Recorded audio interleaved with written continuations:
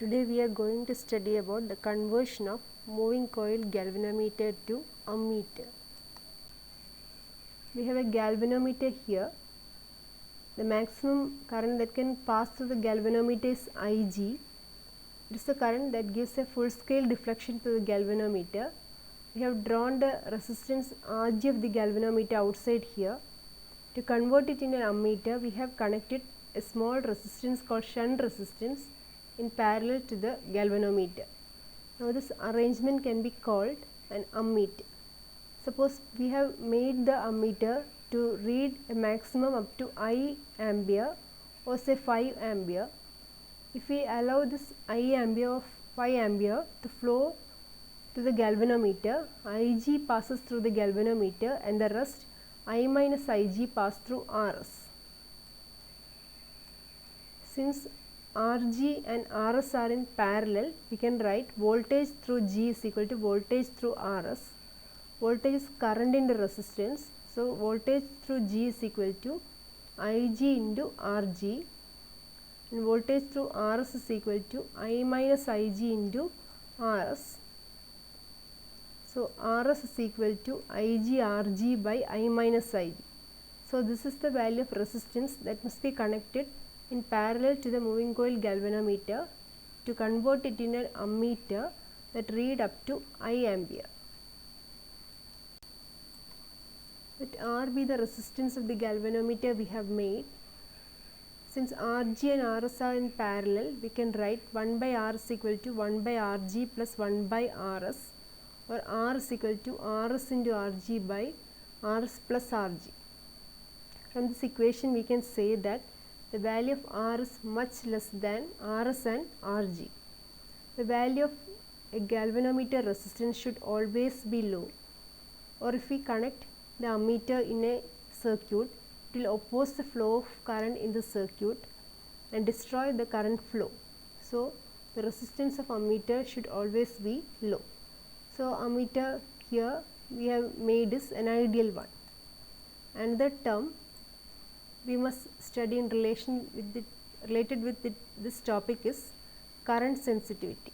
It is deflection per unit current, that is phi by I.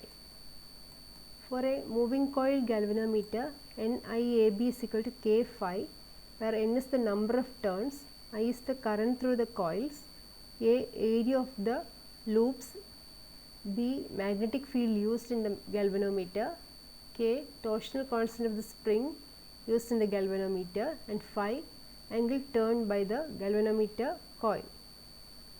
The value of phi by I is equal to NAB by K. Current sensitivity must be high.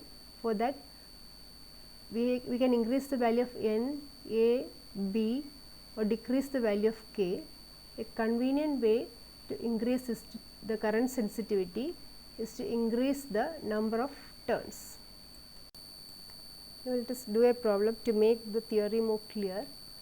A galvanometer of resistance 15 ohm gives full scale deflection for a current of 2 milliampere.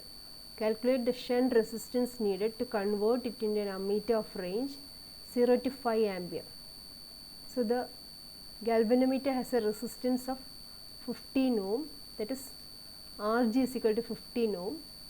It gives full scale deflection for a current of 2 milliampere, that is Ig is equal to 2 milliampere.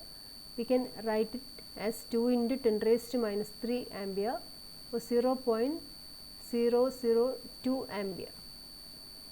Now we have to calculate the value of shunt resistance, that is Rs, and we are going to make an ammeter which read up to 5 ampere.